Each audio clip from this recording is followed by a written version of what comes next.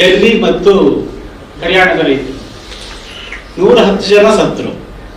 ನಾವ್ಯಾರು ಪ್ರತಿಭಟನೆ ಮಾಡಲಿಲ್ಲ. ಈಗ ನಮ್ಮ ಕಷ್ಟಕ್ಕೆ ಯಾರು ಬನ್ನಿ ಅಂದ್ರೆ ಹೇಗೆ ಬರ್ತಾರೆ? ಎಲ್ಲಾ ಪರಿಸರ ಸಂರಕ್ಷಣೆ ಯೋಜನೆಗಳು ಸಹ ಮಲೆನಾಡಿನ ಮೇಲೆ ಹೇರ್ತಾರೆ. ಮೋದಿ ಅವರು ಕೃಷಿ ಕಾನೂನು ತಂದಾಗ ಒಬ್ಬರೇ ಒಬ್ರು ಬಿಜೆಪಿ ಅವರು ಪ್ರತಿಭಟನೆ ಮಾಡಲಿಲ್ಲ. ಅದು ಸರಿ ಇಲ್ಲ ಅಂತ ಹೇಳಲೇ ಇಲ್ಲ. ನನಗನ್ಸೋದು ನೀವು ಯಾರು ರೈತರಲ್ಲ ಅಂತ. ಎಲ್ಲ ರಾಜಕಾರಣಿಗಳ ತರ ಕಾಣ್ತೀರಿ ಹೊರತು ಯಾರು ರೈತರು ಅಂತ ನನಗೆ ಅನ್ಸೋದಿಲ್ಲ. ಯಾಕಂದ್ರೆ ಕೇಂದ್ರ 6 ಕೃಷಿ ಕಾಯ್ದೆಗಳನ್ನ ಈ ದೇಶದ ಮೇಲೆ ಹೇರಿದಾಗ ಯಾರು ಪ್ರತಿಭಟನೆ ಮಾಡಿದ್ರು? 11 ತಿಂಗಳ ಕಾಲ ರೈತರು ಪ್ರತಿಭಟನೆ ಮಾಡಿದ್ರು. ಡೆಲ್ಲಿ ಮತ್ತು ಹರಿಯಾಣದ ರೈತರು 110 ಜನ ಸತ್ರು. ನಾವ್ಯಾರು ಪ್ರತಿಭಟನೆ ಮಾಡಲಿಲ್ಲ. ಈಗ ನಮ್ಮ ಕಷ್ಟಕ್ಕೆ ಯಾರು ಬನ್ನಿ ಅಂದ್ರೆ ಹೇಗೆ ಬರ್ತಾರೆ? ಹಾಗೆ ನಮ್ಮ ಸಂವೇದನೆ ಇದ್ದಿರ್ತಕ್ಕಂಥ ಸಂವೇದನೆ ಸತ್ತೋಗಿರ್ತಕ್ಕಂಥ ಜನ ಆಗಿದ್ದೀವಿ ನಾವು. ಹಾಗಾಗಿ ಎಲ್ಲ ಯೋಜನೆಗಳನ್ನ ಮಲೆನಾಡಿನ ಮೇಲೆ ಹೇರ್ತಾರೆ. ಎಲ್ಲಾ ಪರಿಸರ ಸಂರಕ್ಷಣೆ ಯೋಜನೆಗಳು ಸಹ ಮಲೆನಾಡಿನ ಮೇಲೆ ಹೇರ್ತಾರೆ. ಇಲ್ಲಿ ನ್ಯಾಷನಲ್ ಪಾರ್ಕ್ ಆಗ್ತದೆ, ಟೈಗರ್ ಪ್ರಾಜೆಕ್ಟ್ ಆಗ್ತದೆ, ಆನೆ ಕಾರಿಡಾರ್ ಆಗ್ತದೆ, ಕುವೆಂಪು ಜೈವಿಕ ಉದ್ಯಾನವನ ಆಗ್ತದೆ. ಈ ಎಲ್ಲಾ ಯೋಜನೆಗಳನ್ನ ಹೆಚ್ಚಾಗಿ ಶೃಂಗೇರಿ ಕ್ಷೇತ್ರದಲ್ಲೇ ಹೇಳ್ತಾರೆ. ಹಾಗಾಗಿ ಜನ ಎಲ್ಲಿಗೆ ಹೋಗ್ಬೇಕು? ನಾನು ಬೆಳಿಗ್ಗೆ ಕೆರೆಕಟ್ಟೆಯಲ್ಲಿ ಒಬ್ಬರನ್ನ ಕೇಳಿದೆ, ನಿಮ್ ಸಮಸ್ಯೆ ಏನು? ಅವ್ರು ಬಹಳಷ್ಟು ಜನ ಅಲ್ಲಿಂದ ಹೊರಗಡೆ ಹೋಗೋರು ಇದ್ದಾರೆ. ಆದ್ರೆ ಸರ್ಕಾರ ಅವರಿಗೊಂದು ಪರಿಹಾರನ ನಿಗದಿ ಮಾಡಬೇಕು. ಅದು 2006ರ ಪರಿಹಾರನ ನಿಗದಿ ಮಾಡ್ತಾರೆ ಸರ್ಕಾರ. 2026ರಲ್ಲಿ ಅವ್ರ ಜಮೀನಿಗೆ ವ್ಯಾಲ್ಯೂಯೇಷನ್ ಅನ್ನ 2006ರ ವ್ಯಾಲ್ಯೂಯೇಷನ್ ಮಾಡ್ತಾ ಇದ್ದಾರೆ. ಹಾಗಾಗಿ ಅವರಿಗೆ ಸೂಕ್ತವಾದ ಪರಿಹಾರ ಸಿಗ್ತಾ ಇಲ್ಲ. ಹಾಗಾಗಿ ಅಲ್ಲಿ ಜನ ಹೊರಗೆ ಹೋಗ್ತಾ ಇಲ್ಲ. ಇವತ್ತು ಆನೆ ಕಾಟ ನಾವು ಸುಮಾರು ನಮಗೂ 60-65 ವರ್ಷ ಆಯ್ತು ವೆಂಕಟೇಶ್ ಗೌಡ್ರೆ. ಆದ್ರೆ ಆನೆ ಕಾಟಗಳನ್ನು ನಾವು ಕೇಳಿರ್ಲಿಲ್ಲ ಮುಂಚೆ. ಈಗ ಇತ್ತೀಚಿನ ದಿನಗಳಲ್ಲಿ ಆನೆಗಳು ಎಲ್ಲಾ ಕಡೆನೂ ಬರ್ತವೆ. ಬೇಕಾದ್ರೆ ಬಂತು. ರಾತ್ರಿ ನಾಯಿಗಳು ಕೂಗಿದಾಗ ನಮ್ಗೆ ಎಚ್ಚರಿಕೆ ಆಗೋದು, ಎಲ್ಲ ಆನೆ ಬಂತು ಅಂತ ಹೆದರಿಕೆ ಆಗೋದು.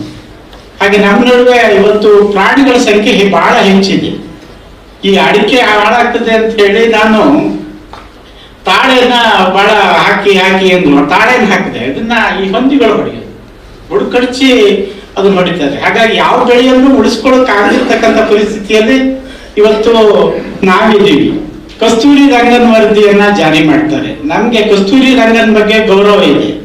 ಆತನ ಸಾಧನೆ, ಆತನ ಇದಕ್ ಬಗ್ಗೆ, ಅದ್ರ ಪರಿಸರದ ಬಗ್ಗೆ ಆತನಿಗೇನು ಗೊತ್ತು?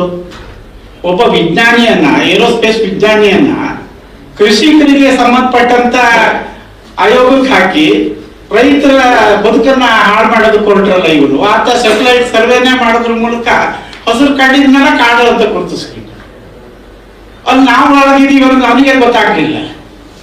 ಇಂಥ ಸರ್ಕಾರ ಯಾರನ್ನೋ ತಂದು ಯಾವ್ದಾವ್ದೋ ಸಂಬಂಧ ಪಡೆದಿರೋ ಒಬ್ಬ ರೈತರನ್ನ ಇಟ್ಟಿದ್ರು ಸಹ ಆತ ಹೇಳೋನು, ಇಲ್ಲಿ ಮನೆ ಇದೆ, ಇಲ್ಲಿ ಜಮೀನಿದೆ, ಇನ್ನೊಂದು ಅಂತೇಳಿ. ಶೃಂಗೇರಿಯಲ್ಲಿ PV ಶ್ರೀನಿವಾಸ್ ನನಗೆ ಫೋನ್ ಮಾಡಿದ್ರು. 2 ಗುಂಟೆ ಜಾಗ ಪರಿವರ್ತನೆ, ಕೃಷಿ ಭೂಮಿ ಪರಿವರ್ತನೆ ಮಾಡಬೇಕು ಮನೆಗಾರಕ್ಕೆ ಅಂದ್ರೆ DFO ಪರ್ಮಿಷನ್ ಬೇಕು. ನೋಟಿಫಿಕೇಶನ್ ನೋಟ್ರಿ ಆಗ್ಬೇಕು, ರಿಜಿಸ್ಟ್ರೇಷನ್ ಅಲ್ಲಿ ಆಫೀಸಲ್ಲಿ ಆಗ್ಬೇಕು, VA ಕೊಡ್ಬೇಕು, ಗಾಡಿ ಕೊಡ್ಬೇಕು, ಫಾರೆಸ್ಟ್ರಿ ಕೊಡ್ಬೇಕು. ನಮ್ಮ ಜಮೀನು 100 ವರ್ಷಗಳಿಂದ ಅನುಭವಿಸಿ ಬಂದಿರ್ತಕ್ಕಂಥ ಜಮೀನು.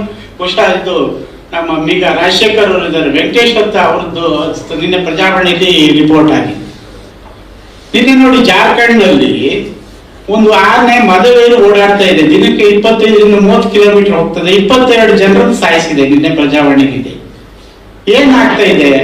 ಆದ್ರೆ ಇದ್ರ ಹಿಂದ್ಗಡೆ ಇರ್ತಕ್ಕಂಥ ಷಡ್ಯಂತ್ರವನ್ನ ನಾವು ತಿಳ್ಕೊಳ್ಬೇಕಾಗ್ತದೆ. ನನಗನ್ಸೋದು, ನಾವು 91ರಲ್ಲಿ ಗ್ಯಾಟ್ ಒಪ್ಪಂದಕ್ಕೆ ಸೈನ್ ಹಾಕೋದ್ರ ಮೂಲಕ ನಮ್ಮ ಜುಟ್ಟನ್ನ ಬಹುರಾಷ್ಟ್ರೀಯ ಕಂಪನಿಗಳಿಗೆ, ಅಂತಾರಾಷ್ಟ್ರೀಯ ಕಟ್ಟುಪಾಡುಗಳಿಗೆ ನಾವು ಒಳಪಟ್ಟಿದ್ದೀವಿ ಅಂತಕ್ಕಂಥ ನಾವು ನೆನಪು ಮಾಡ್ಕೊಳ್ಬೇಕಾಗ್ತದೆ. ಹಾಗಾಗಿ ಈ ನೆಲದ ಕಾನೂನನ್ನ ರೂಪಿಸಿರ್ತಕ್ಕಂಥ ಜನರ ಕಾನೂನನ್ನ ರಕ್ಷಣೆ ಮಾಡತಕ್ಕಂಥ ಹೊಣೆಗಾರಿಕೆ ಇವತ್ತು ಸುಪ್ರೀಂ ಕೋರ್ಟ್ ಎಂಪವರ್ ಕಮಿಟಿಗಳಿಗೆ ಹೋಗಿದೆ. ನಮ್ಮ ಸಂಸತ್ತಾಗಲಿ, ನಮ್ಮ ವಿಧಾನಸಭೆ ಆಗಲಿ ಯಾವುದೇ ಕಾನೂನನ್ನ ಪಾಸ್ ಮಾಡಿದ್ರು ಸಹ ಅದನ್ನ ಸರ್ಕಾರ ಕಾನೂನು ಒಪ್ಪಿಕೊಳ್ಳದಿರ್ತಕ್ಕಂಥ ಒಂದು ಪರಿಸ್ಥಿತಿಗೆ ನಾವು ಮುಟ್ಟಿದ್ದೀವಿ.